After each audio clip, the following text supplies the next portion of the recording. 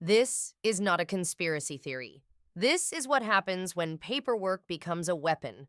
First, they look for the weak spot: an old corporation, an abandoned entity, a family business after someone dies, a property with taxes, liens, confusion, or litigation. Then, they revive the paper. They use corporate filing services, registered agents, title companies, shell LLCs, and official looking documents to make a ghost company look real again. They claim to be president. They claim to be manager. They claim to have authority. They claim to own what they never paid for. And because the paperwork looks professional, nobody checks. Not the city, not the title company, not the court, not the politicians standing next to them for a photo. Then comes the second layer: the title wash. A disputed deed becomes a transaction. A forged or recycled signature becomes just a civil issue. A questionable tax lien becomes a weapon. A shell LLC becomes the new owner. And the real family, the real business, the real taxpayer is forced to prove they exist. But the scammers do not have to prove who they are. Why?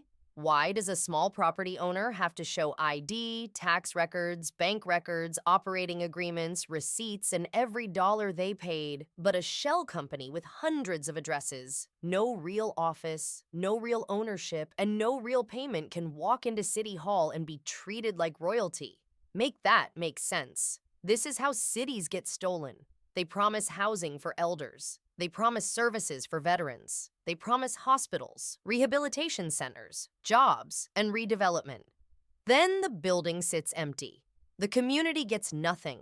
The taxes do not get paid. The liens grow. The property gets flipped. The public purpose disappears. And somehow the people who created the damage show up again asking for more approvals, more contracts, more loans, more grants, more respect.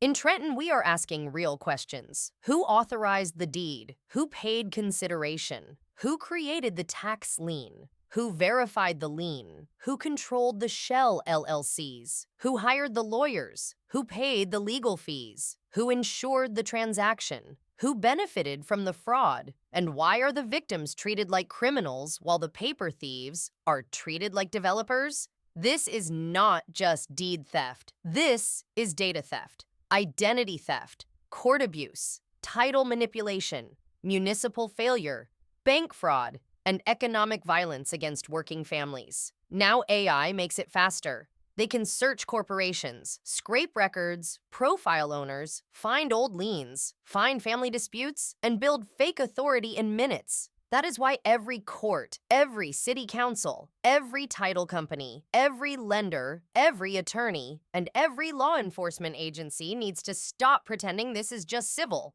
If the deed is fake, the case is fake. If the signature is fake, the standing is fake. If the lien is fake, the foreclosure is fake. If the owner was never paid, the transaction is fake. And if the court papers were built on fake authority, that is fraud on the court.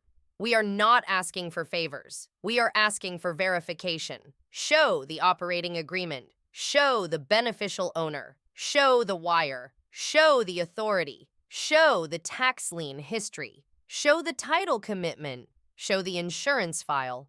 Show the attorney engagement letter. Show who paid. Because a city cannot be redeveloped by ghosts. A court cannot give property to ghosts. And the people of Trenton are not going to be quiet while paper thieves try to steal our homes, our businesses, our hotels, our tax base, and our future. This is the paper theft playbook. Now we are exposing it.